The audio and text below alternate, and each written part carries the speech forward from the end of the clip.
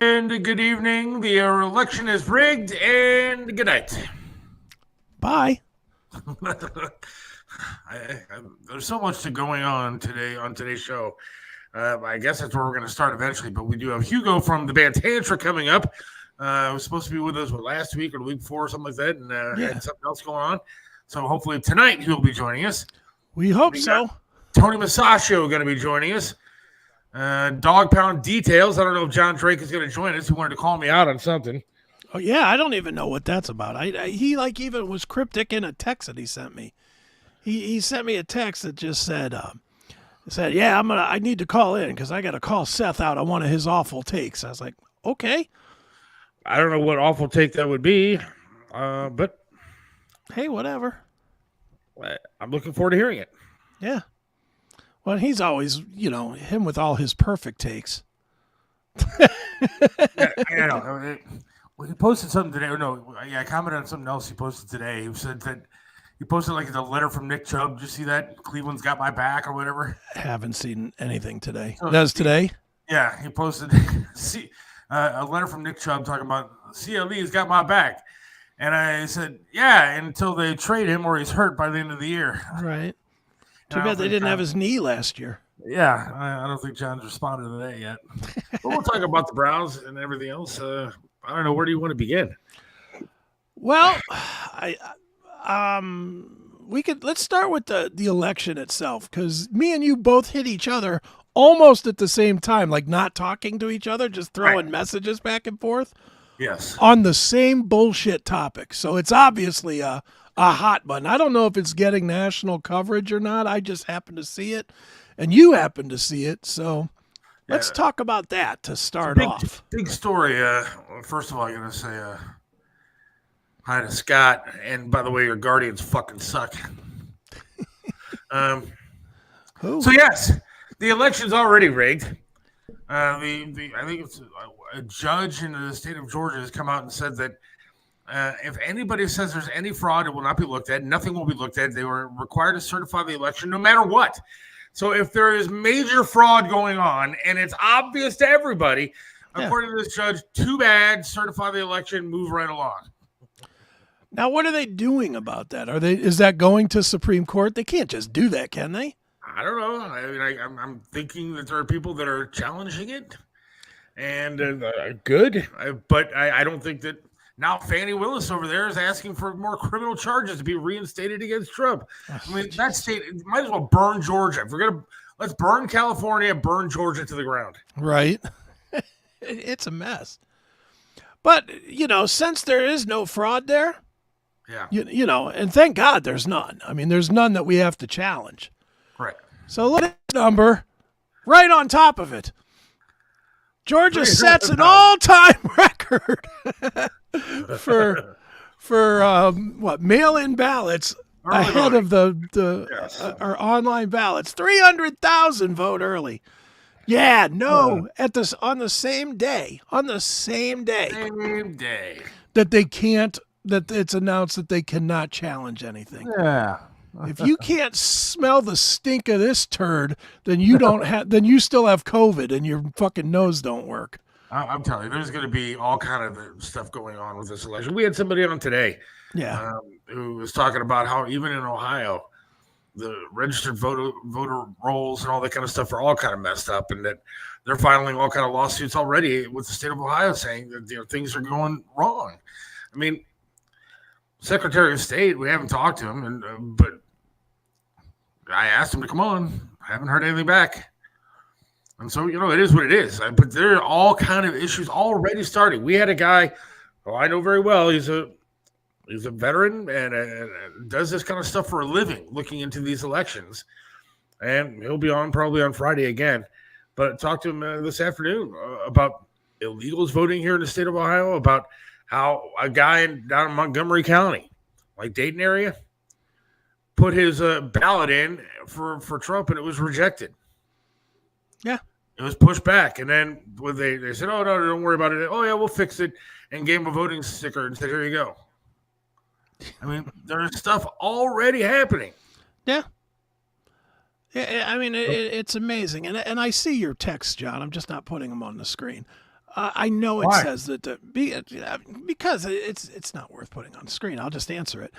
I know the article says that it's in-person voting. The article is not indicative of what we're talking about. What we're talking about is 300,000 fucking pre-votes in a state that the same day said you can't question anything. Don't question anything. Don't look at it. Do not believe what your eyes are seeing. That is what we're calling into question. You know, the whole thing that, well, a record number of people showed up in one state to vote. Look, I'm not saying that. I'm not saying that it's even wrong. I'm just saying a record number the same day as they say.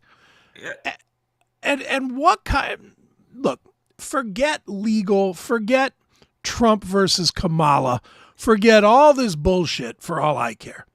Let's just get to basic common sense for those of you that are lefties, for those of you that are righties, for those of you that are in the middle like me. Where in the fuck does it make sense to say nothing can be challenged? Right. Where does it make sense to say on either side, on either team, to say whatever happens in this state, blindly accept it?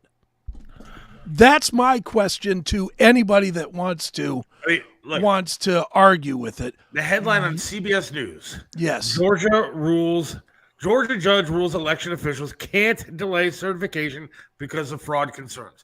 So either way, I think it should be able to be questioned. If they think that Trump cheated to win Georgia, it should be able to be questioned. If they think that Kamala cheated, it should be questioned. If there are concerns over a free and fair election, that's what our country is based on, then it should be questioned.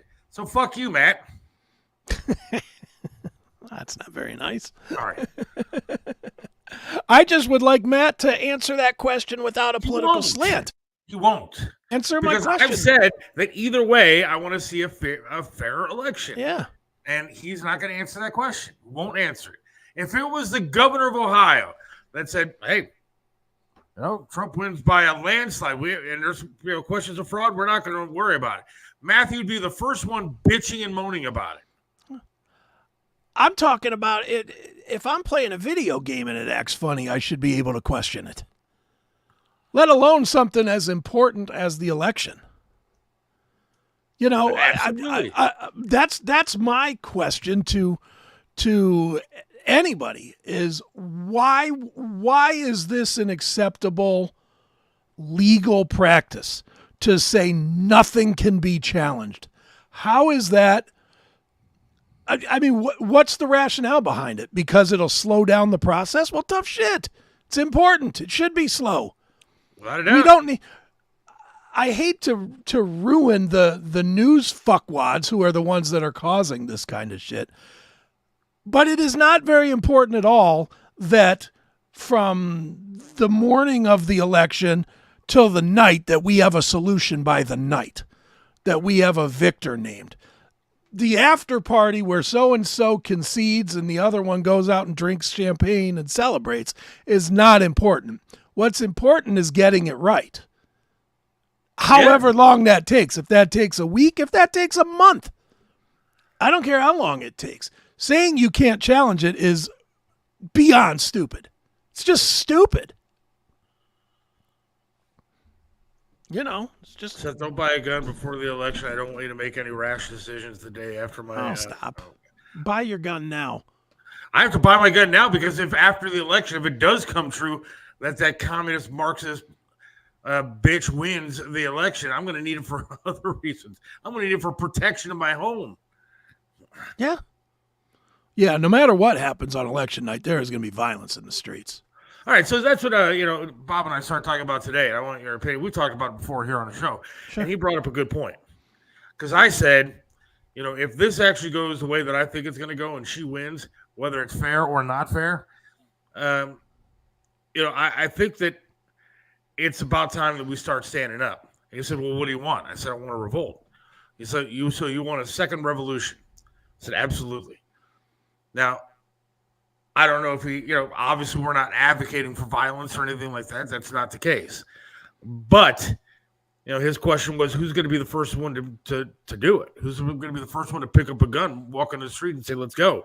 I mean, today there was a report that came out from the Department of Defense, right? Mm-hmm. Now, they changed a law in their little whatever it is. I don't have it all sitting right in front of me. But they changed it under the cover of night. So nobody actually is really talking about it, but it's out there. You can find it. Sure. The government now has the right, if there's national security concerns, to start shooting American citizens, killing them, mowing them down in the middle of the streets. Now, that's never been in this little thing ever, but it was changed. Why is it being changed a month before an election? I wonder why. Because they're planning on something happening. Yep. They're planning on protests that, whether they think are going to turn violent or something's going to happen, they're planning on something. And now they've changed the rules. They've changed the laws. Then now all of a sudden our military, I didn't say there were police departments or anything like that. The military is now allowed to start mowing down American citizens. The question is, will they? Well, that's a question we brought up too. If you're a member of the military, of the National Guard, or whoever's going to start mowing down American citizens, are you going to pick up that gun and be able to do it? Are you going to listen to that order? Right now, I've seen a few good men. Those guys follow orders, correct? You were in the military. You follow orders. That would be one that we wouldn't have followed. What choice do you have? Simple. Turn and shoot who's given the order. Okay. Arrest them. Take them down. All right, you're talking about all kind of hell breaking loose. I mean, well, yeah. Well, that's what a revolution would be, is all kinds of hell breaking loose, man. So if there are major protests come November 6th, because Kamala wins, mm-hmm. and so now you have right-wing, people that are conservatives marching the street saying that, it was taken, it was stolen, it was whatever, and now you have this little clause that says the military is allowed to start shooting. Yeah. I mean, what do you think happens to this country? I think they would. I think the bulk would not honor the order. Honestly. I mean, again, I'm not in the military anymore. In my time in the military, 95% would have balked at that one. Regardless of court-martial, regardless of anything else. 95% would have balked at shooting American citizens. We would have done what we had to do to stop chaos. We'd have hit them with some bats. We'd have zip-tied them. We'd have broke up, disturbances or whatnot. Would we have shot them dead? Absolutely not. Absolutely not. Okay, but I know people, much like yourself, guns probably sitting right there next to you, that have some, pretty decent firepower, that if they start marching the streets are actually pissed off and actually decide to do something, unlike we have in the past, because usually we just sit mm-hmm. there and take the shit that's been dealt to us, like sure. Joe Biden.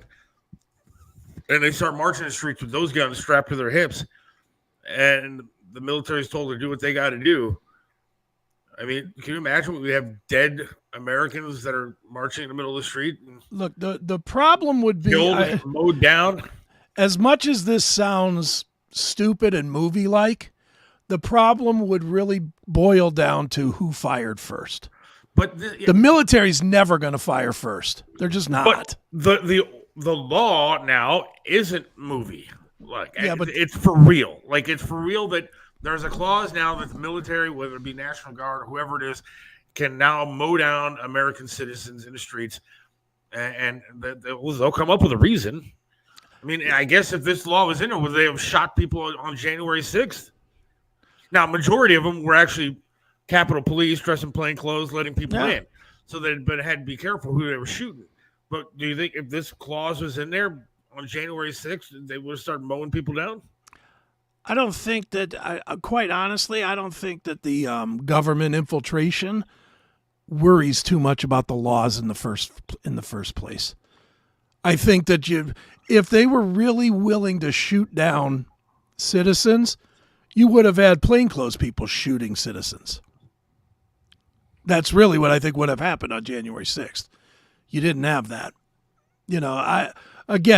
Telling a bunch of 20 to 25-year-olds to go out and shoot mom and pop,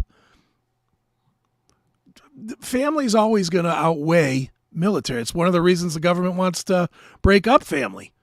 It's one of the reasons they don't want you to have as big of a family tie and family loyalty.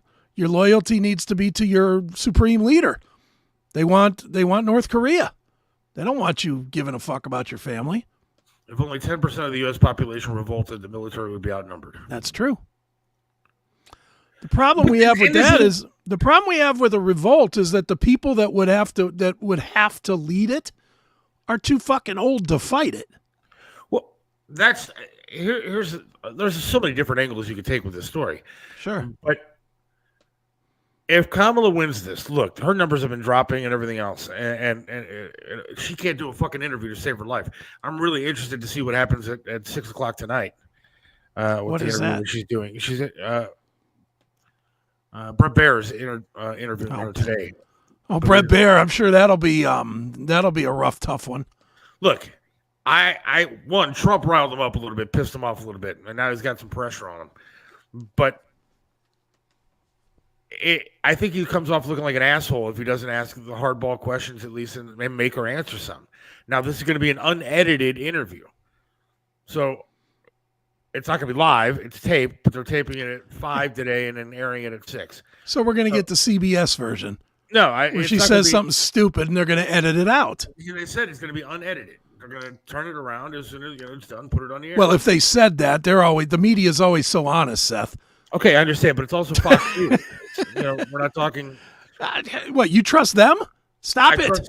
Stop it. Okay, look, if they're going to do anything, they're going to try to make her look dumber. I don't think they're going to try to make her look smart. But I do trust the fact that they're not going to edit it. But I wonder what kind of questions he's going to ask.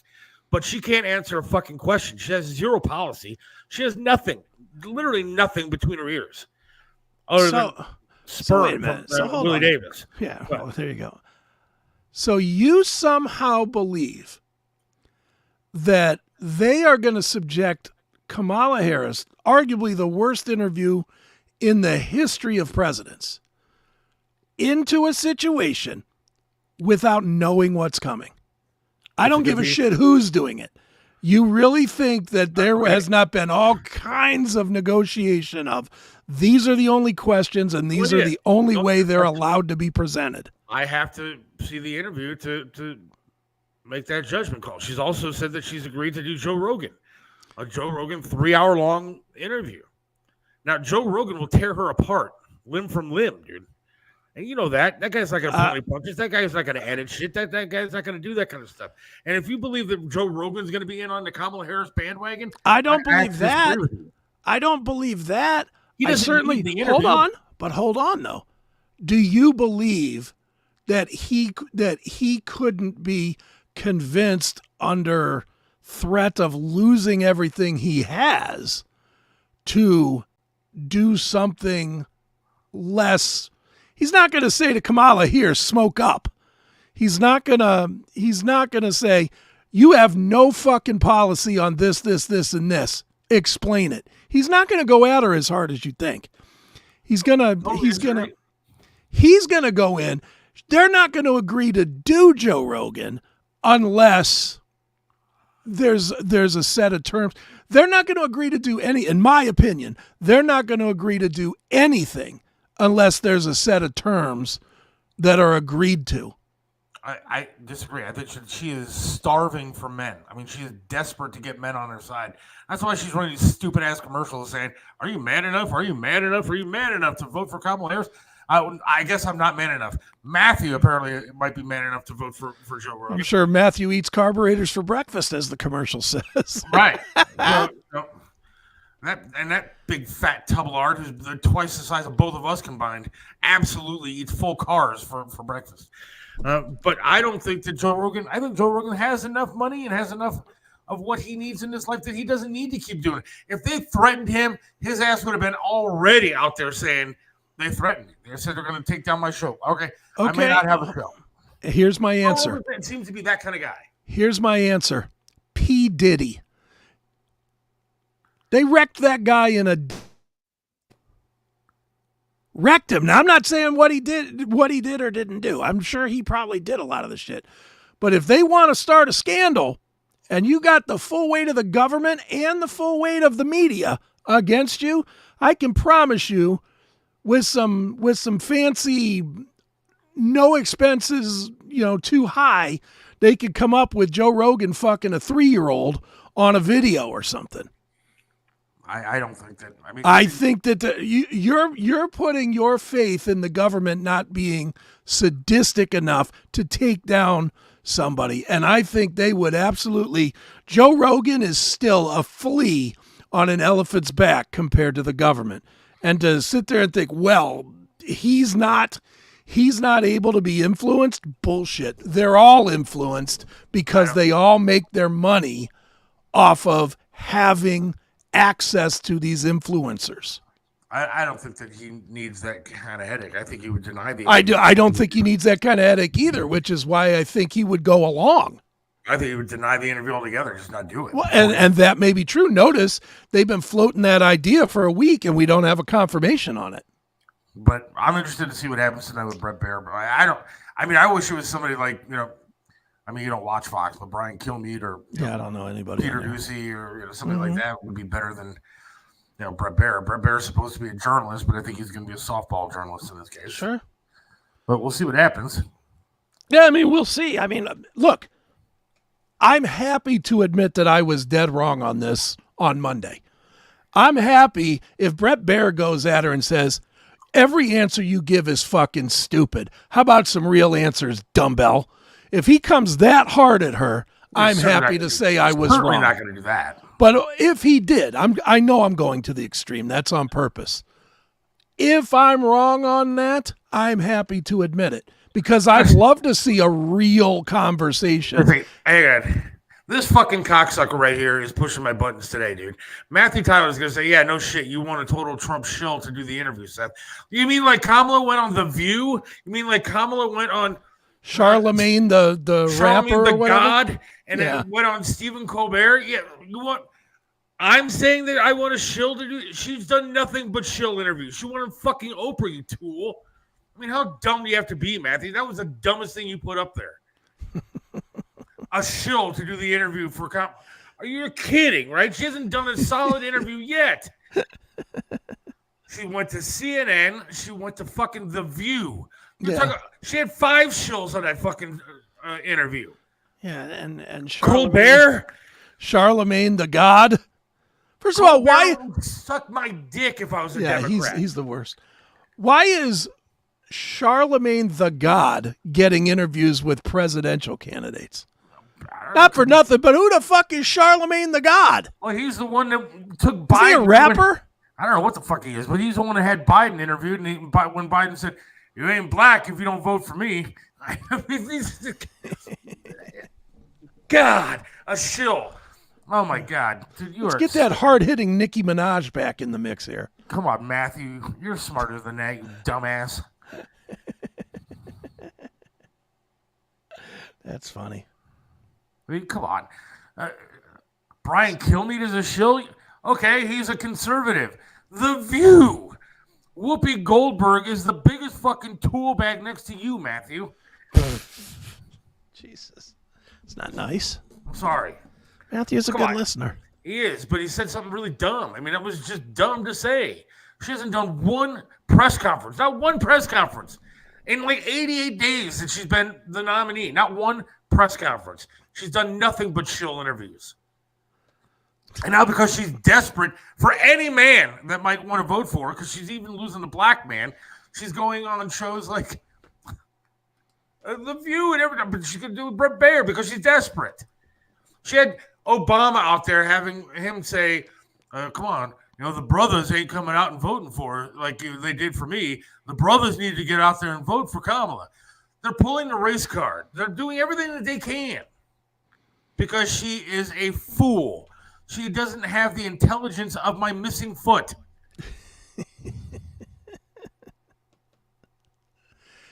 Yeah, I know you're still very worried about it. I just don't see her winning. There's no way.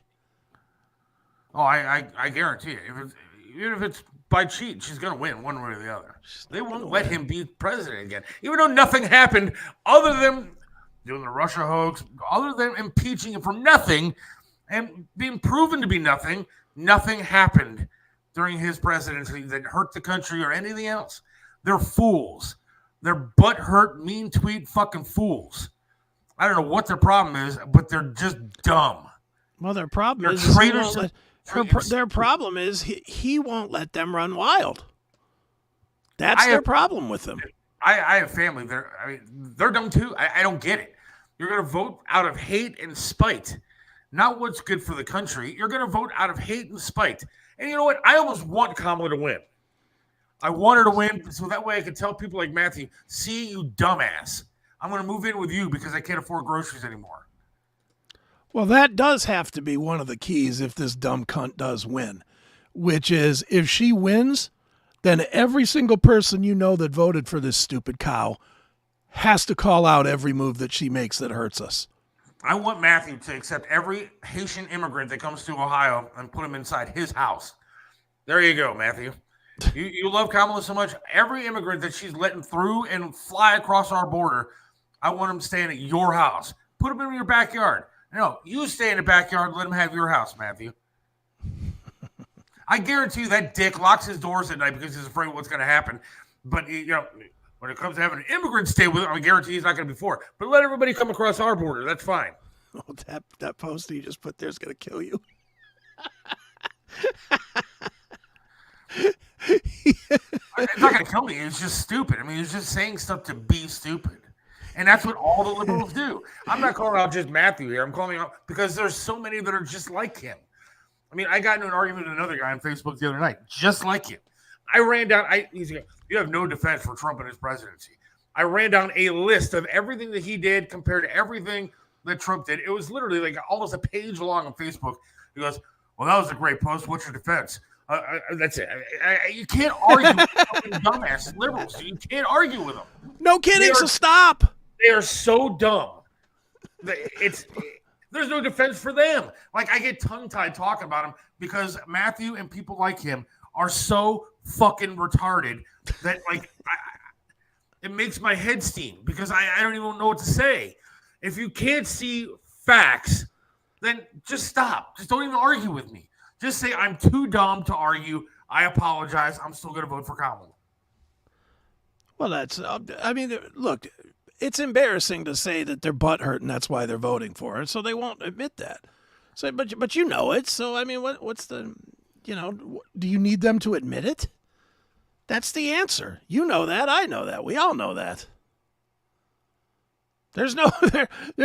You're looking for proof. You're looking for them to admit they're stupid. And, just in a random kind of normal way, no human being likes to admit that they're stupid. Even stupid people don't like to admit they're stupid.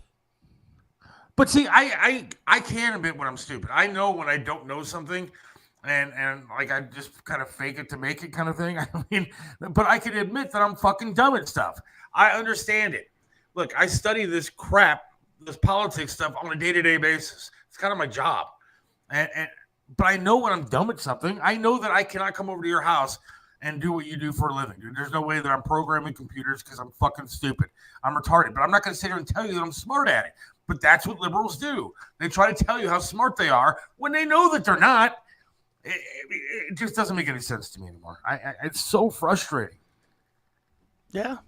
I don't have an argument for you on it. I just know that trying to convince them is where I find you funny, because you're trying to convince a retard that eating pennies is not good for his diet. They just don't get it. Well, you're right. I mean, I guess that is my downfall. Is that because you know why? Because I feel like nobody is spreading the word. No, like, they are, and that's where you're wrong. The word is being well spread. Unfortunately, nobody wants to taste it. It's well spread. It's not a secret that Kamala's a liar. It's not a secret that in 4 years, all of the bullet points of the economy were good under Trump and lousy under the Biden-Harris. There's no methodology that you can use to find gray area in those two statements I just made. But to argue it with these people that are just, Trump is bad, TDS, oh my God, I can't have this guy. He's gonna lock us in camps and give us Zyklon showers. There's no convincing people otherwise, dude. So don't. They're dumb. I know, but the dumbasses are going to be the ones that decide this election. That's what it is. Somebody like Matthew and a whole bunch of people like Matthew are going to go into a voting booth and pull the lever for Kamala Harris, knowing that she's a liar, knowing that she's a communist, knowing that she talks about price fixing. And look, she's talked about the other day giving like black men so much money. Well, that's against the Civil Rights Act of like 1964 or whatever it is. I mean, it's against the law. Yeah, of course. She's saying, and she's doing it to get votes. She's never going to actually do it. And if she did, she'd be breaking the fucking law. Yeah. But she gets people like Matthew that will go in there. That's a great idea. I'm a black man. I'm going to go ahead and vote for her. I mean, free money. Well, it worked for Obama. Free money. I got it. It worked for Obama, and that's why she's doing it, because it worked for Obama. Remember during Obama when they had the free phones? They had the whole free phone thing. Same thing. I'm sorry. I just, at this point in my life, I'm getting older. I'm missing a fucking leg, and I don't want to deal with fucking retards anymore. I'm sorry. I apologize if I offend our guest. I don't mean to. I don't think he's going to be offended. I have a very strong feeling he won't be offended. I know that in less than 3 weeks, there are going to be dumbasses that go into a voting booth and pull the lever for Kamala Harris and try to purposely destroy a once great republic. They're doing it already. They've done it for the past 4 fucking years. And now I got to live for another 4 with it. I can't do that. I mean, this country needs to revolt or something. All right. We have a guest. I'm sorry. Let's change directions, angry guy. He left. And he left. Oh, no. Let's wait until he comes back before we start playing music. Okay. What if he's mad? What if I piss him off? I hope you didn't. I don't think he's mad. I think he agrees with every word you said. He just hung up on us. Well, I hope he for the next half hour. I was gonna say there ain't no real stopping you here. You chased away our guest, Seth. Jesus Christ! What the hell? Well, in theory, we saw Hugo from Tantric. He was here. I love the band. Does that make it any better? Let's do this. Dude, that was leading into my interview. That was leading into me talking to him. You said he was, conspiracy theorist and into some of this stuff. Yeah. Hopefully he just bumped his phone or got a call or something that took him out of it. So let's see what happens. Let's do this. What are we doing? Why are we leaving? I want to see if we can. Well, we'll be right back. We'll play a commercial to reset. If he comes back in during the commercial, then we'll go straight to his music. If not, we'll come back and talk some more. All right? I guess, whatever. All right. Here we go. Hang tight. It is the Seth Williams Show. Hey, it's Chris Akin from Chris Akin Presents, The Classic Metal Show, and The Seth Williams Show. Now, we know it's frustrating to have to use this website for videos, that website for podcasts, and still another for the live shows. Well, let's end that shit right now. Get the Locals app and get it all in one place. This is free, folks. You don't have to pay to get most of the great content that we're doing. Like I said, it is free. On your phone or device, just go to locals.com in your iOS or Google Play Store, install it, and create an account. Open the app, surf to the search from the bottom, and type in Classic Metal Show. Then click Join. That's it. Once you join, you can click on the triangle button at the bottom, and you can select from videos, live streams, both past and active, or podcasts. Watch and listen right there. When a stream is live, you can participate in the chat right from that screen if you choose. If you want our exclusive content, just click support when you visit the Classic Metal Show community. It's simple, and it's the best way to stay engaged with all of my shows, so sign up today. Hail and kill. Uh-oh. Hey! Look at that. Here's our guest, Hugo. Hey, all right. You chased him away, dude. I don't know what happened there. Well, what do you want me to do? You want me to sing here and sing let's just Puppies and Rainbows before the guest comes on? I mean, I don't. I'm introducing a rock star, and he's going to get pissed off. I don't know that we don't know what happened. Let's not disparage him. I'm not disparaging him at all, but he was there. No, he's not. Yeah, we don't know what the happened. Second time. Yeah, we might have got a call. I don't know. All right, well, yeah. Did you email somebody and say, hey, what's going on? I did. I just did. Well, I did during the commercials. So, there he is. Here we go. All right, let's play some Tantric. Let's play some Tantric, and then we will bring Hugo on. How's that? Here we go.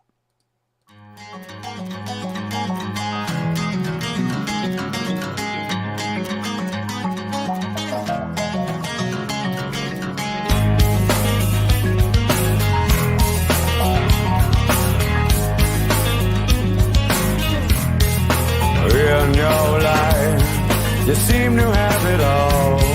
You seem to have control, but deep within your soul, you're losing, yeah. You never took the time, assume that you're to blame. You think that you're insane, won't you spare me? I know the breakdown, everything is gonna shake now someday. I know the breakdown, tell me again, am I awake now, baby? You can find the reason that no one else is living this way, yeah. Living this way, yeah.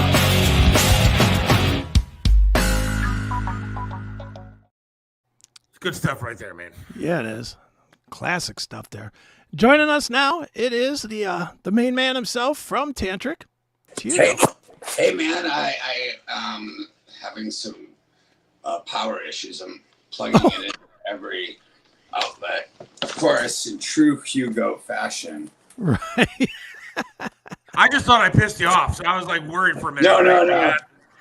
No, I'm actually at my buddy's car dealership, Gary Jackson, and he was nice enough to be fixing my car and let me do my podcast here. Nice. But the funny thing is, right when I logged in, there's a bunch of people in the lobby, and I just hear some guy go, "Fuck that! I can't even deal with it." I was like, "Wow, that guy is more pissed off than me, and he doesn't even have to replace his transmission." You never know, but yeah, I'm just irritated with the way that this country's going, and so I vent a little bit every now and then. Yeah, that's good to do. You know what I'm saying? Rather us vent than go to war. Yeah, go to war. Yeah. So what's up, guys? Good to have you, man. And dude, you're out there. You're out there kicking some ass musically, man. Tell us about the tour and what's getting ready to happen.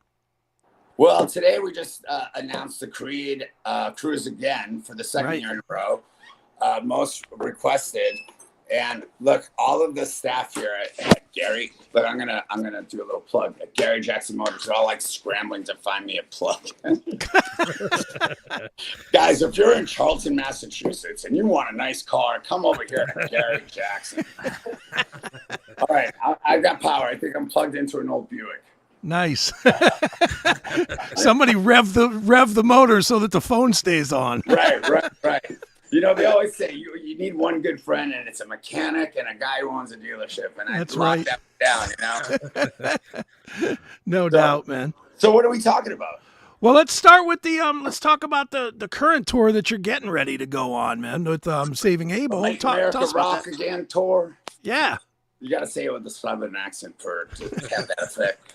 Talking about that, Make America Rock Again. Hell yeah. Well, yeah, man, I'm excited to do it. I mean, I get to tour with my friends. Scotty Austin, who is like, literally talks like that all the time and is the epitome of like the Southern patriot, and truly is. And then this like band that I met 5 years ago, and being the matchmaker that I am, my bass player at the time ended up dating the singer and still is. Good for him.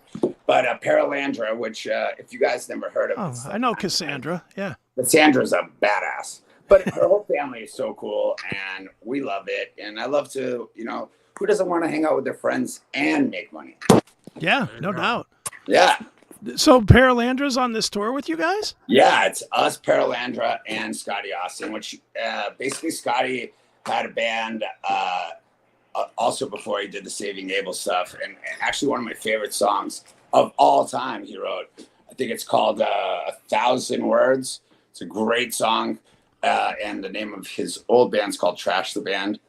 And but he's such a cool guy and great personalities. And, I love it. Keep it in the family, Right on, man.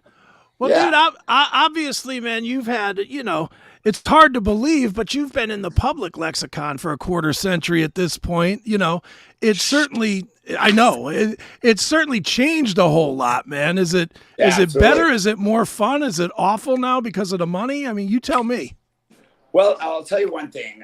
It's better in the sense that the things that I appreciate don't cost money as much. You know what I'm saying? Okay. Because as you get older, you learn that wealth comes from things that you already have, like your family and the friends and everything else is kind of like, like what you put over it, to emulate it. But so in that case, I'm very, very wealthy. On the other case, I bust my ass every day, man, because I have to and because I still love it. You know what I'm saying? And I always promised I would just do it until it stopped being fun, and it just doesn't seem to stop. Nice. And let's be honest, though, Spotify and Apple and all that kind of stuff have destroyed the good ways of making money when it comes to being a band, and so it's made a lot more difficult. Crazy. Well, you know what it is? It's a good and a bad, because here's the good part about it is that now here's before in my time. Like you have to have a record deal, and the record deal was what would put you in this place and blah, blah. And now there's kind of a platform where everybody can kind of like throw out their music and ultimately have access to the same tools, maybe not money wise, but that anybody else does. So it kind of sheds light from a musician standpoint for all the guys that are just out there on the grind, trying to make their way, doing what God gave them to do, and they're trying to figure out how that fits in society and how they're going to pay the bills. That's good.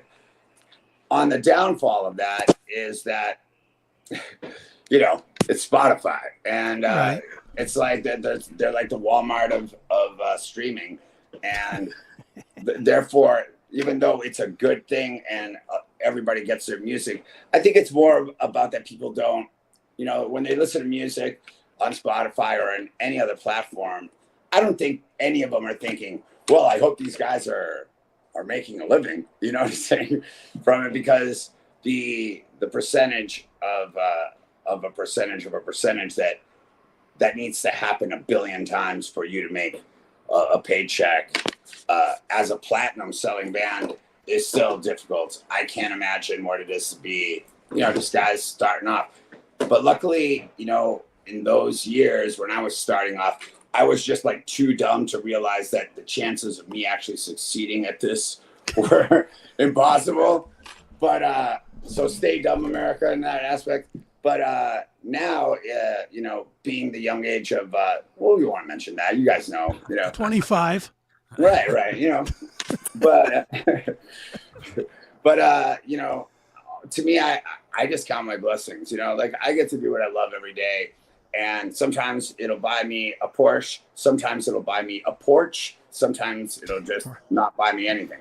Right. But I still have fun. And the most, I feel like that's my contribution. I don't have any kids. I'm not married, but I create music. And sometimes it relates with people in a way that I could never, ever imagine. Sure. Well, all right, wait, Chris. Chris, finally, I have somebody here that I can ask my question to. And you led me into it perfectly. And I think that finally I'm going to get a guy that agrees with me. I want to know how the difference is now. You're not married. You have no kids. Is there a difference now between the hot-ass groupies? Is it still chicks hanging out of the bus and naked and you're partying all the time? Or what's it like? No, there isn't. There, I mean, I'm sure there could be, but you know, I don't drink. I don't do really anything like that. You know, I'll smoke a little weed every now and then, and our schedule is like, people think it's just like, oh, you party all night and then get to do it again. I'm like, no, if you party all night, you have to do it again. You know what I'm saying? Right. And so that to me, like, it's never been a thing. And I don't think I've ever been that type of lyricist where, you know, I never wrote music to get some ass. I always wrote music because I was just like a little nerdy kid who liked to express himself and write poems through music, you know. But you grow your hair out, you paint your nails black, and all of a sudden you're cool. Yeah. But the younger version of me, it was just that kid who just loved to write music. And I still do, because it's a powerful tool. I mean, you know, or else politicians wouldn't use it to like pump up the crowds and, you know, whatever, you know. A movie without music, life without a soundtrack is quite dull. Right. No, you're absolutely right, dude. I want to go back to the money for a minute, just because I work with. I mean, that's what I do. Is one of my jobs is I help guys like you get your royalties. And here's the problem with the royalty thing, where you gave it a pretty face. I'm gonna kick that face for you. Well, I don't know what face is listening, and they're like, oh, all right, well, just take that's why I'll say it. Guess you won't need those beans. Right. Well, the problem I continue to see as somebody that does this is that they don't teach you guys how to get your money. No. They just tell you, well, you just put it on Spotify and you put it on a distro and it'll get distroed and you'll get some check that doesn't make any kind of sense. You know, they do these little Instagram reels that makes us like, you want to make it in music? Yeah. All you have to do is download this course. But the truth of the matter is, I think that's like, even when labels sign bands, you know, they like to sign them nice and young and excited to be there. Because by the time they get privy as to like, holy shit, so I do all this, but you get all that. And I can't even count how many of you, what you got is there, because I don't have the manpower and there's really no policing of it. You know what I'm saying? There's nobody overseeing the people who oversee it. So in that aspect, I've taken the attitude of like, I'll do my best, but let's not, I can't lose my mind over things that I can't control. And I just hope that like in time, I'm sure that shit, just like all other wrongs that have been done, they somehow rectify themselves. And, you know, music is like, I always say, I love music, but it doesn't always love me back, you know? Right. But, and yet you still keep on coming back. And you know what? The prize at the end of that rainbow of sorts might not be like a $1 billion house or like some contrived crib show or anything, but it is like when you see how here you are sitting in your basement writing this song, just like you would be doing anything, and then years later that song gets released, and then a decade or 2 decades later, like somebody tells you a story about how that song connected them to something else, which is way bigger than me and way bigger than them and way bigger. And it's like, you're like, holy shit, you know, it's really impactful, you know, it's the frame that we put life around. And for those like little stories, if I was to ever write a book, you know, sometimes we'd be like, oh, you know, that song Morning, oh, I love it. When I met my girlfriend, I was like, you know, that song is about leaving a chick, right? You want me to play that at your wedding? Okay, all right. But it doesn't matter, because at the end of the day, I feel like, you know, music is like, you know, when you have an impactful and great moment in your life, and then there's a smell that's associated with it, and then there's a song that's associated with it, and there's a couch that, you know, feels a certain way. And I think that's what it does to people. It's like a time machine, and sometimes forces people to reflect. And that's a good thing. You know, we do have these hearts that we should use more often than we do. Well, see, I'll tell you what, we talk about, you know, the music meaning something. When I listen to the song we just played coming in, I was a rock radio DJ for 12 years on one of the biggest stations in Cleveland, and I remember when music was actually good. Yeah, you played music. Now I look at the rock scene. I don't see it. Chris does, but I think that rock radio and the rock scene is a lot bit different than when you guys had that song out. And it takes me back to good times in my life. For sure. Well, it was a good time in rock, the late 90s and into the beginning of 2000s. I mean, there's incredible stuff that came out. I mean, I could even say that in the 80s, there was, great stuff that came out there. Granted, it was dated into that little box, but within that box, it was, there's really incredible stuff that came out of there. Sure. That being said, just like, baggy jeans turned into skinny jeans, trends change. And unfortunately, it's not that there isn't a lot of rockers out there. It's just that, people, if you're selling a product at your store, the store's goal is not, boy, that's a great product. It's like, if it's shit and it's making us millions of dollars, let's put that shit everywhere. Right. And that's what happens. But you know what? It's up to us. We're all individuals, and I don't hate on people that are super successful for having a song that was written by AI, and basically they go, well, every now and then it's got really no meaning, because in their own sense, it's who they are, live and let live. I'm just grateful for the people like you guys that are still just diehards, and at the end of the day, we don't hate anyone, but we'll always go support our boys, Sure. And I'm appreciative of that. I can't imagine being like a Bieber or something like that.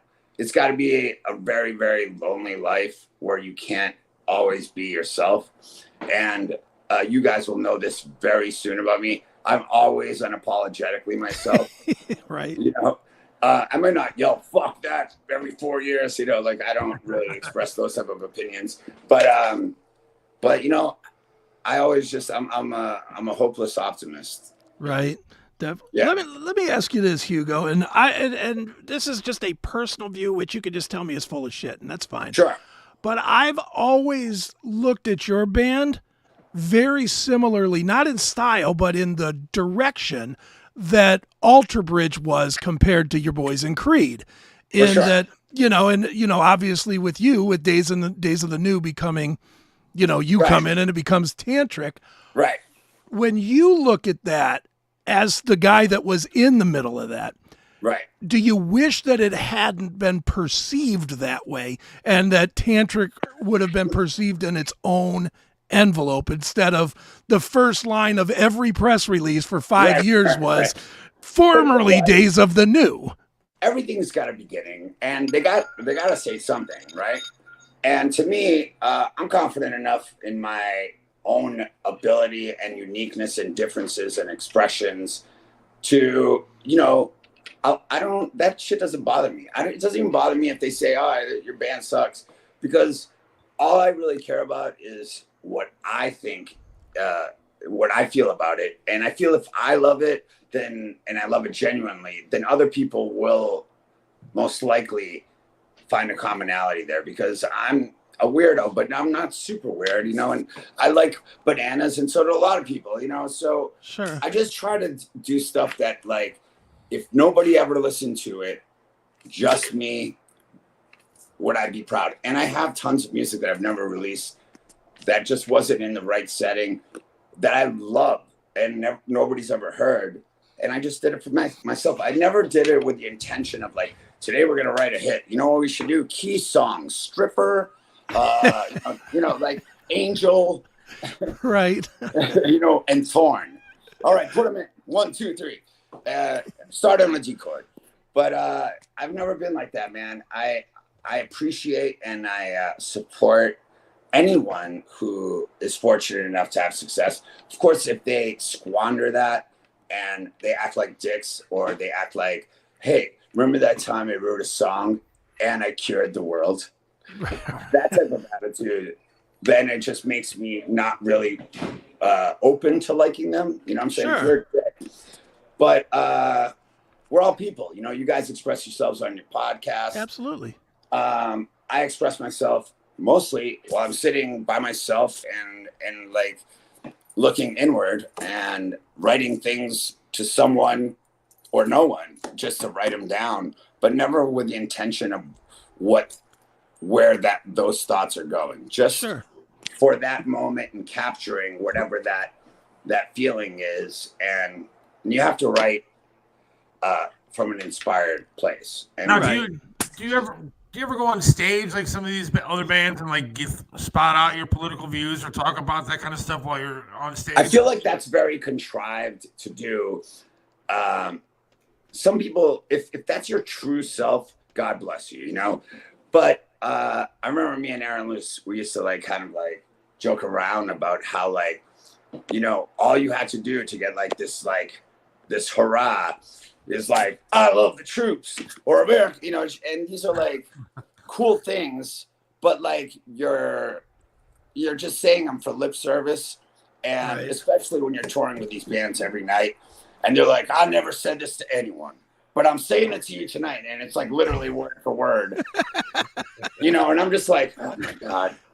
And to me, I just go off the cuff and often it burns me, but it's genuine, and I'd rather just stay that, even if sometimes it comes out wrong, or, you know, I know where it's coming from, and ultimately that's what matters to me, you know. Right on. I know who I am. Sure. You know? So I try not to make like cheap things, but I do a lot of tongue in cheek. I try not to take myself so seriously because the content in my music is somewhat serious, I guess. It's not like I'm writing about tricycles and popping wheelies and stuff. Right. It's an observation of life from a human, you know, but I counter that by just being a goofball every other time. Right. Well, and what's interesting, Hugo, is, you know, I'm going to reference one podcast, so it might just be one that you were just flying off the cuff, but I saw you on the Today's Boondoggle podcast with Bill Bailey. Yeah.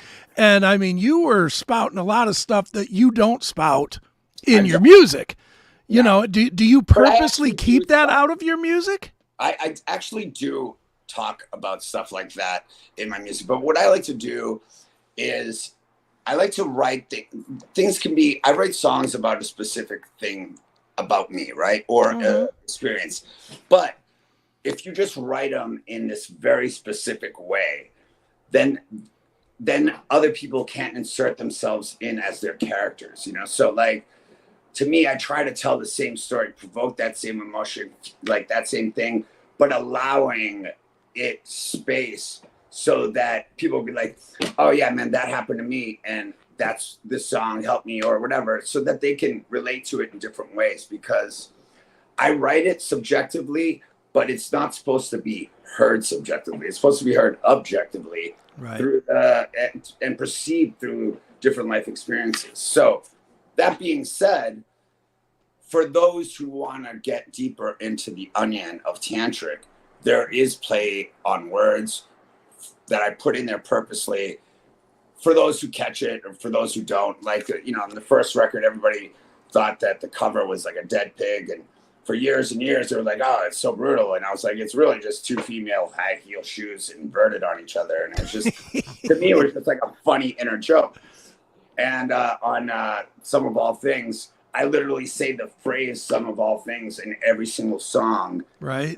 It's consecutive, you know, just like these little fun things that I always liked when I was younger to like discover about, you know. And if you just want to listen to Tantric or any music as you're cruising down the road, fine. If you want to get down and shed a tear and light a candle, there's some stuff there for you too. And that's basically it. I try not to preach, you know. Right. Well, and in today's world, that's probably the best way you can be, because if you preach, you lose half your audience, no matter what you're preaching about. Well, I mean, sometimes I do get real passionate about certain things, as I did on that podcast, and found myself searching for words at times because, you know, I had just basically gotten off the phone and seen all this like really, really like visual and like impactful stuff. And I was like, okay, and now I got to go talk for an hour. You know, after my good friend just said there's hundreds of dead bodies that people are just ignoring everywhere. Right. But like I said on that thing, I think it's important for people to be careful and make their own decisions and do their own research. Don't listen to what I say. Just go and look at it yourself. But if you think there's something that's great that's happening out there, or you think there's something that's unjust that's happening out there,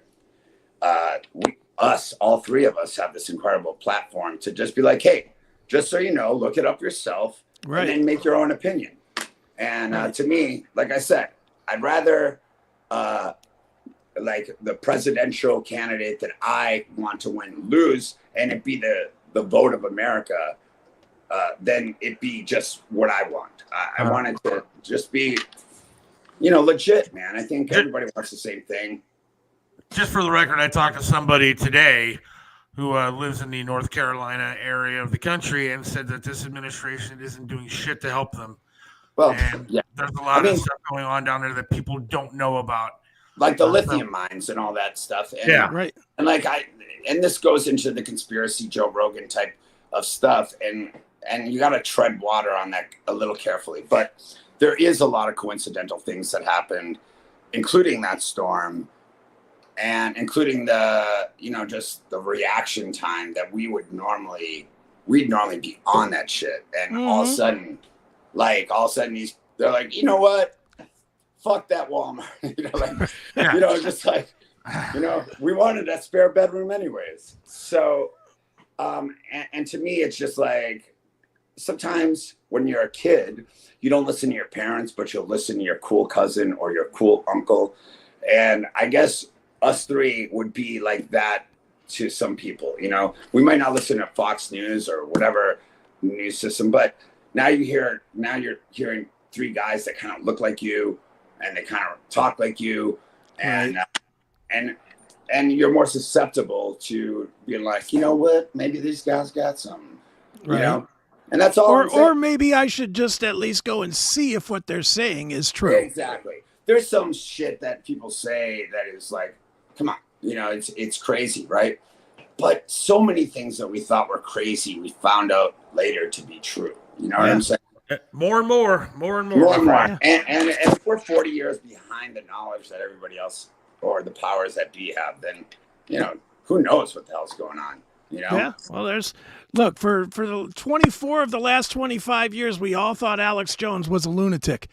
And now we don't. Now you just look at his records like, that happened, that happened, that happened, that happened. Exactly. They're all lunatics, and then all of a sudden these lunatics become like these savants. These guys are like, and that's what happens. You get ostracized first, and then long after you're dead or you're poor, nobody gives a shit about you. They finally give you the accolade that you deserved. The life of an artist. No doubt, man. Yes. Well, dude, where's the best place we could tell people to keep up with you and with Tantric and, buy stuff? Don't just stream it. I'll say it. Don't just buy stuff. For sure. Well, we are doing this special t-shirt, sweatshirt that all the proceeds of that are going to help people there in the North Carolina, among others. Great. And we'll keep people informed. So, yeah, know that. If you go to officialtantric.com, it's our website. And on that, there's a bunch of stuff on it. The videos, the music, all that stuff. And there's links to every show. And you can get a VIP or you could just come up. We pride ourselves in being the most approachable and friendly band out there. And we love interacting. We love hearing how we could be better, what other people's opinions are and stuff. Because that's the benefit of us never being a Metallica, but being somewhere in the middle between a band of guys playing in a coffee shop and a Metallica, where we can still walk out after the show and people will treat us like normal people, even though they respect what we do. Right on. That's and awesome. for only $500, you can meet the guys of Tantric. Right. But really, you got to think about those VIP packs. people out there as you're about to buy them right now. Yeah. As just like another way of supporting something that you love, because sure. If you love something, you should water it. You know, you should feed it so that it grows and it continues to survive, because it really is. Music is really pointless without the ears that listen to it and the people that support it. Just like your show, just like anything, we could be speaking the truth of all truths. Does not matter if people are not hearing it and going, "Hey, I want to hear some more of that," and let me just take my time and let me get a VIP pass, even though I know that Hugo will come out and meet everybody anyways. Let me just go that extra mile. So for all the people that do that, thank you for all that support, because that actually is stuff that we see, you know, not stuff that goes to 15 different people, kind of like Red Cross, before it gets to the person that deserves it. Oops, right on. Did I say that? See, nice. There I go. It slipped. No, we didn't hear it. No. Yeah. You just thought it. Yeah. Yeah. Well, dude, one more time. Is so loud. Yeah, there it is. Well, dude, one more time. You Tantric is out there on tour. Go to officialtantric.com for the for the information. And Hugo, thanks so much for joining us here on the Seth Williams Show. Thank you for having me, man. Thank you, and thanks Gary Jackson for letting me use his office. Yeah, go buy a car from there. Yeah, buy a car. I'm gonna have to, all right, guys. All right, brother. Take care, man. All right, peace. I just found my way. Something can't be lost, but now I found a new way through it again. I found my way. While you stupid just walk around astounded and drowned down. Hey, I just found my way. Something can't be lost, but now I found a new way through it. A new way through it. A new way. I found a new way.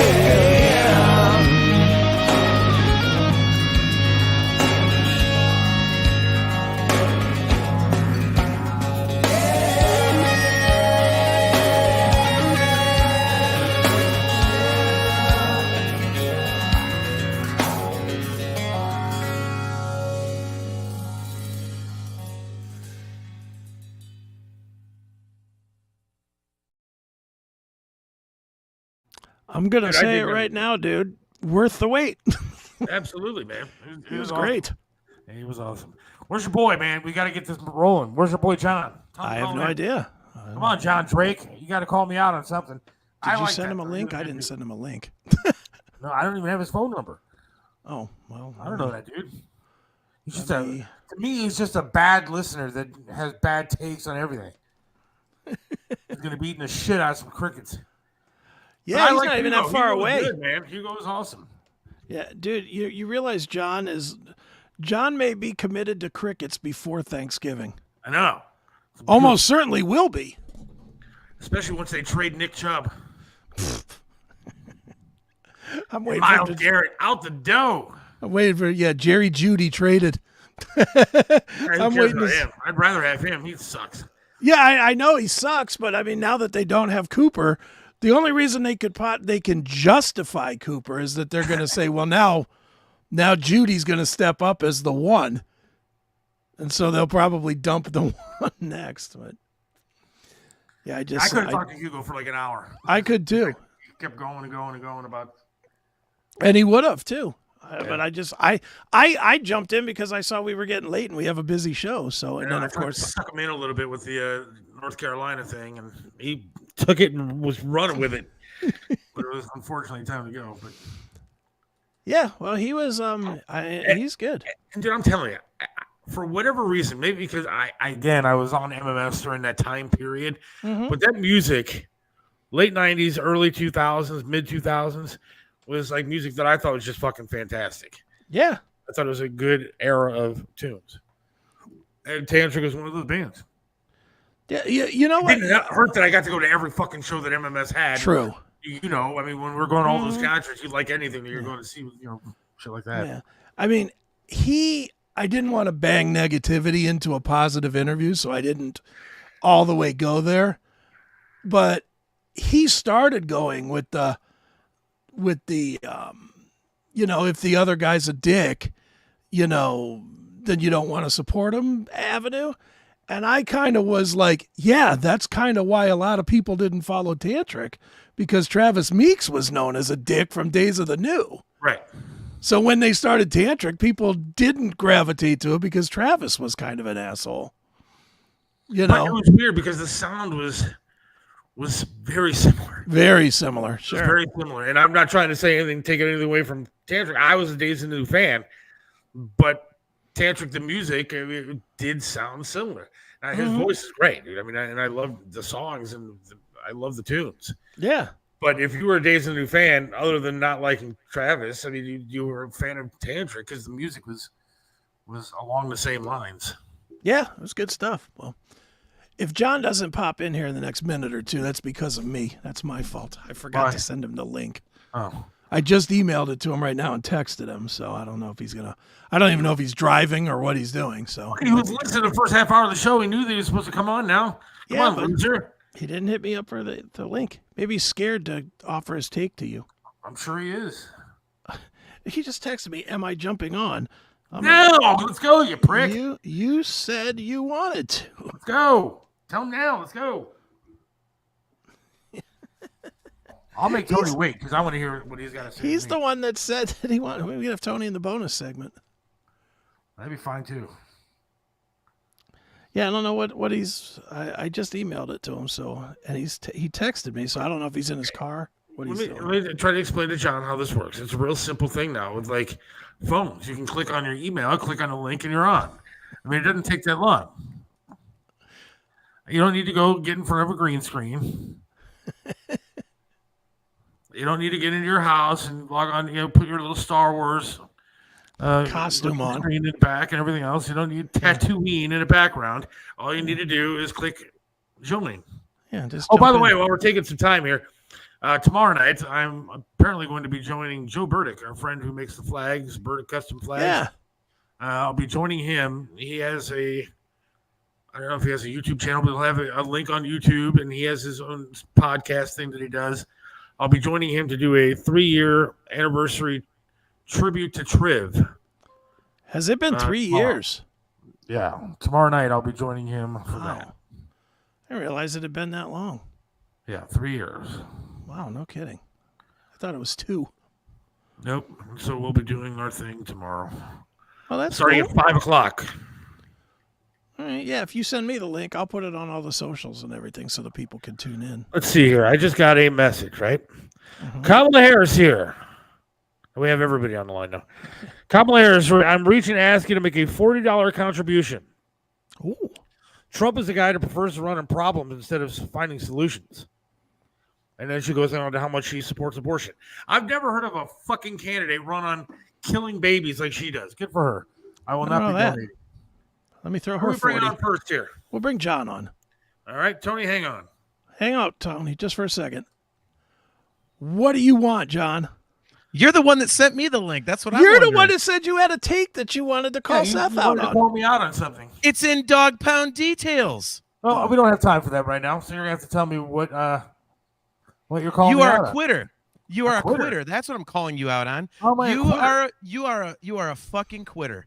That's what it is. I've finally nailed you down, dude. Okay, so last year you give up on the Browns early in the season. They go on a run. They make the playoffs. You gave up. Last week on the show, you bullshit artist, you sat there and went, "Oh, your Guardians are done." Last I checked, they're in the American League Championship Series, so you fucking copped out down there. 0-2. How about this? They're down 0-2. How about this? How about this? Oh, I can't do my show because my internet went down. I don't know. How about you research on the internet solutions like I did when I had bad internet for my podcast? I haven't had a single problem in 2 years because I fixed it. What do? You do absolutely nothing. Your internet goes down. Oh, sorry, can't do the show. You're a quitter. In fact, what I was saying in the dog pound details is I'm quite sure you lost your leg because you're a quitter. The doctor probably said to you, hey, Seth, you know what, man? Look, all you got to do, this 1 in a million shot, you'll lose your leg. Just 1 in a million shot. But if you just change your diet and eating habits here and there, you'll be fine. And you went, oh, God, my leg's gone. It's gone. How about this? My leg's gone. How about this, John? So you paused it. I'm not a quitter. I'm going for 2 legs gone. So fuck you. Well, there you go. See, he probably Ain't no just quitter told you. here. Oh yeah, dude. Look, you're not fooling anyone. You're probably on the housing market right now, looking for a single level house because you can't take stairs. Every time you go to fucking Kohl's, goddamn well, you walk into the shoe department, find the first sales clerk, and go, "Can I get a discount if I only need one of these?" You're not fooling anybody. You're a quitter. You give up. Can I get a sandal? Yeah. I went to the foot spa and asked for a half off discount. Absolutely. You need to change that outro. It can do another country song about Seth gives up. Seth is a quitter. He just wants to yell at people who don't agree with him. That's all you got to do. How are your Guardians doing, huh? Hey, they're in the American League Championship Series. Down 0-2. Hey, how about those Browns? Are they quitters? They just traded their best player. Huh? He's not their best player. He's not their best player. Come on now. You do not know what you're talking about. How about they're going to trade Myles Garrett and Nick Chubb before the season's over? How about that? No, they're not. Obviously, well, speaking of that, considering the fact that you didn't read the article I posted today, they're not going to trade Nick Chubb. See, that's what I'm talking. You quit again. You saw a headline prior, read 3 sentences and went, "I'm not going to read this," because you're a quitter. You are a quitter. And he'll either be traded or he's going to be hurt by the end of the year. One of those predictions will absolutely be true. He's not going to be traded. It's in the letter. That'll be hurt. Quit. Because Seth, you're a quitter. I figured you out. You are a quitter. You're right. I am a quitter. I'm jumping out. No, seriously, how could you say that? How could you possibly say that I'm a quitter? I'm just stating the facts. I just gave you examples. I quit smoking. You're right about that. I quit drinking. You're right about that. I know you're an alcoholic, but that's fine. You continue to do what you want to do. You're a glutton for punishment. Maybe you should try quitting. Maybe then you wouldn't waste thousands of dollars on season tickets for shitty Browns teams. Maybe I canceled my tickets yesterday. Maybe you wouldn't get your hopes about the dumbass Guardians that no matter how far they make it, aren't going to win a World Series. How do you know? Maybe you should be better at quitting, and maybe your life would be a little bit better. Maybe if you didn't drink so fucking much, you'd have more friends than Chris. I have allegiances, unlike you. Maybe you should quit.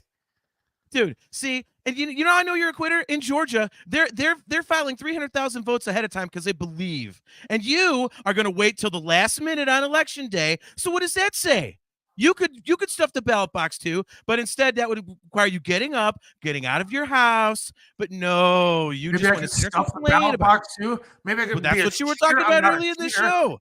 I'm certainly not a cheater. I'm not trying to fix the election. I believe in a fair and square election. And believe me, I am not a quitter. I actually have a job. What do you actually do that you can listen to the show for its entirety? Do you do anything for a living? I do. I run the contract. I run the contracts department for a health insurance company. But maybe you should quit that and quit your fucking shitty ass Star Wars podcast too. How about that? Go buy yourself a tranny fucking Stormtrooper book. How about that? That I will not be doing.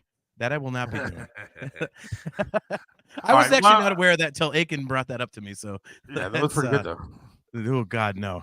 Don't even get me started on that. That is a big pet peeve of mine that we would agree on 150%. All right, see, we have a common ground. So what I'm going to do now is quit this conversation because we got to go to Tony Musachio. But right. I appreciate you coming on and calling me out.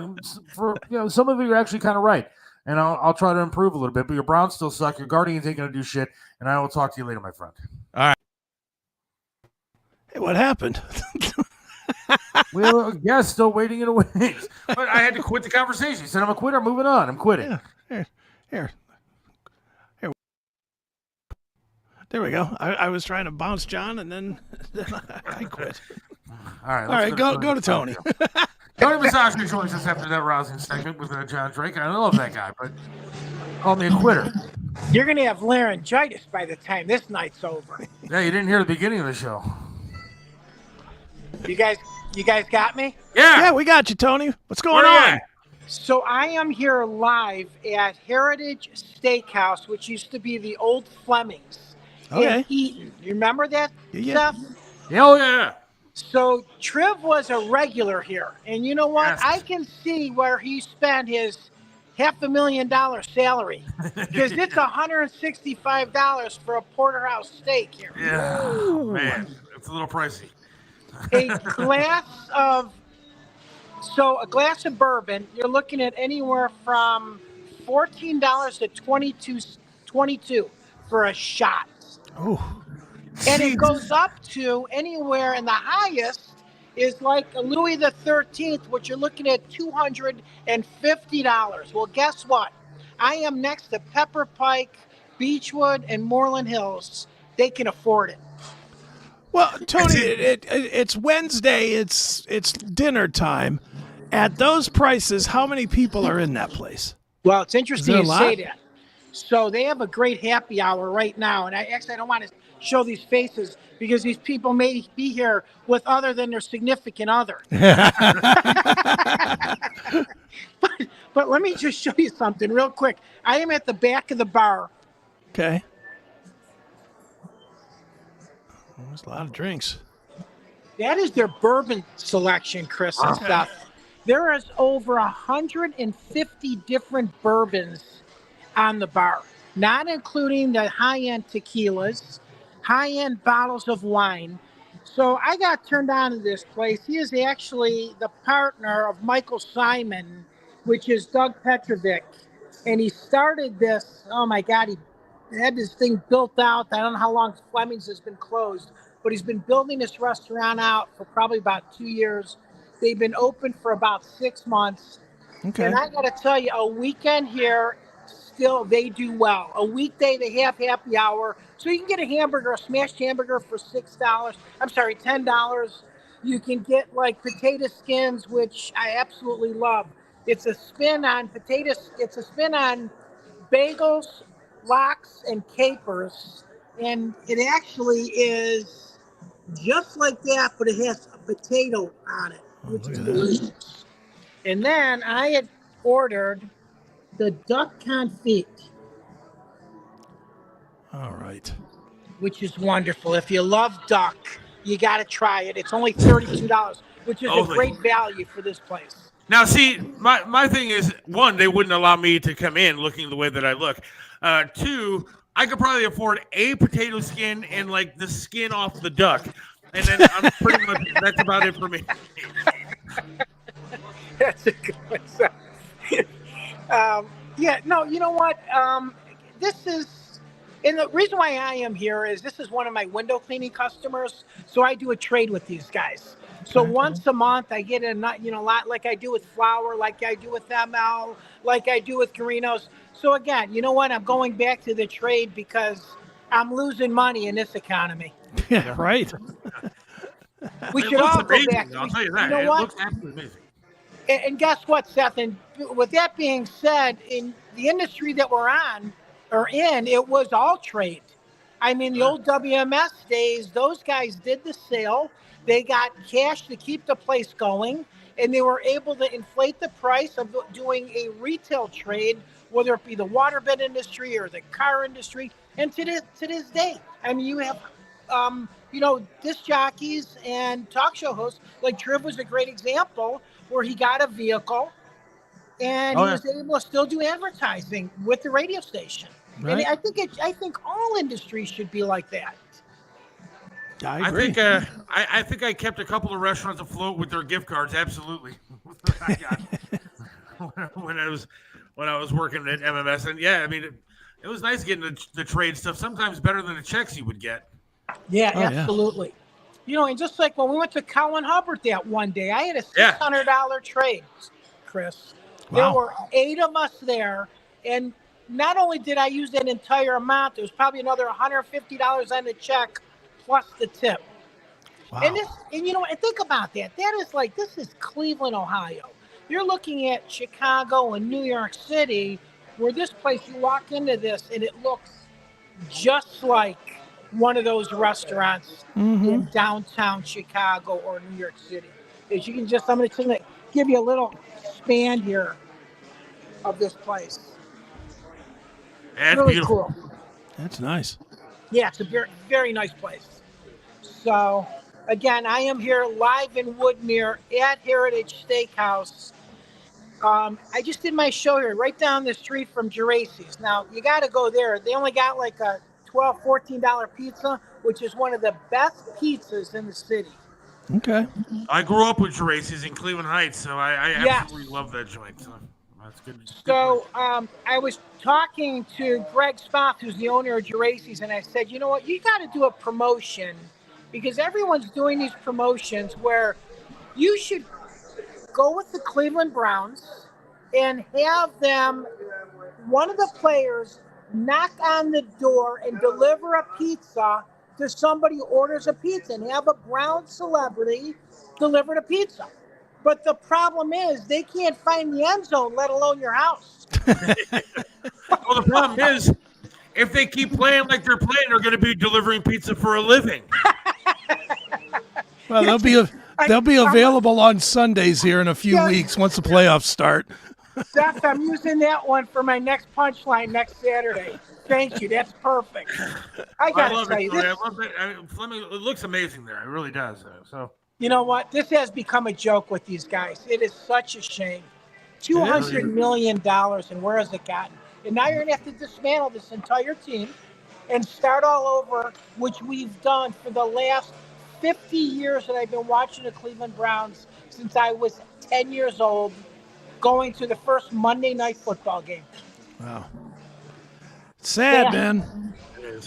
It really is sad. What are you going to do? So, anyways, guys, again, I'm here live at Heritage Steakhouse having a special old-fashioned. This is only $10. You got to stop here. Try the happy hour. $10 smash burger. They've got potato skins. They've got French fries. They have a macaroni and cheese. It's called a dirty macaroni and cheese. It's got beef in it. It's absolutely delicious.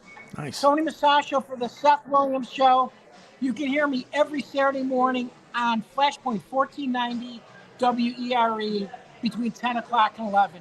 I will see you guys next Wednesday. Thanks, Tony. All right, Tony. See you in the studio. Bye. There's Tony. Man. It looks like a fantastic place. I don't know, that man. Place does look cool. A little pricey for me, but yeah, I was gonna say I might be allowed to grab a broom and sweep out front. I don't even know. Like when I cash my check, they still wouldn't let me in. I could be walking with everything that I make for a week and be like, yeah. All I know is I could go to the Brown Derby and get 4 porterhouses for the price of that one, and it ain't gonna be that much better. That one, it just ain't. Although I tell you what, man, going to the grocery store now, even buying meat is just ridiculously expensive. Yeah, we'll all be eating pasta 24/7 before too long. Absolutely. All right, time to head over to Minds. That's right. MINDS, Minds. So if you haven't signed up yet, please do so. If you have signed up, we'll see you over there. God willing, we'll talk to you again on Monday next week. And enjoy the rest of your week. Hopefully stay safe, stay warm, and hopefully we have a country still the next time we talk to you. All right, see ya.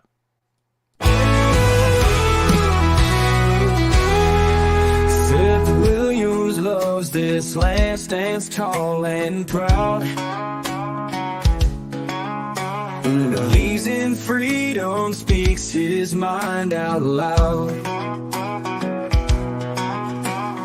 Mentored by Trip, he learned to be tough. Life knocked him down, but he got back up.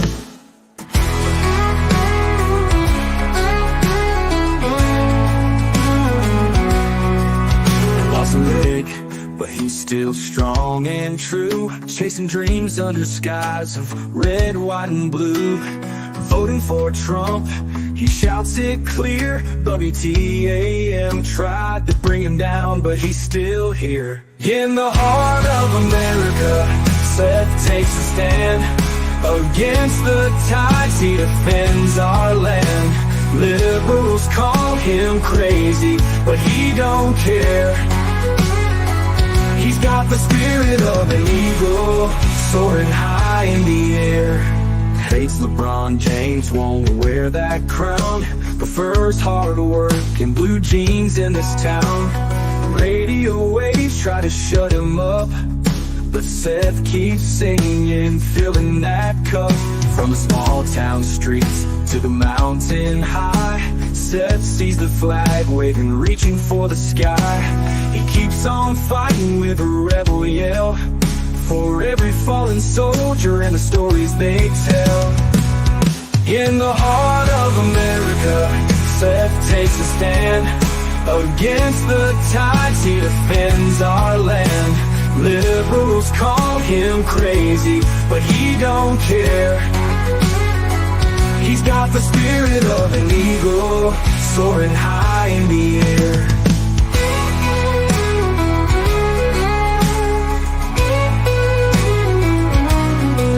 On the small town streets to the mountain high. Seth sees the flag waving, reaching for the sky. He keeps on fighting with a rebel yell, for every fallen soldier and the stories they tell. In the heart of America, Seth takes a stand. Against the tides, he defends our land. Liberals call him crazy, but he don't care. He's got the spirit of an eagle, soaring high in the air.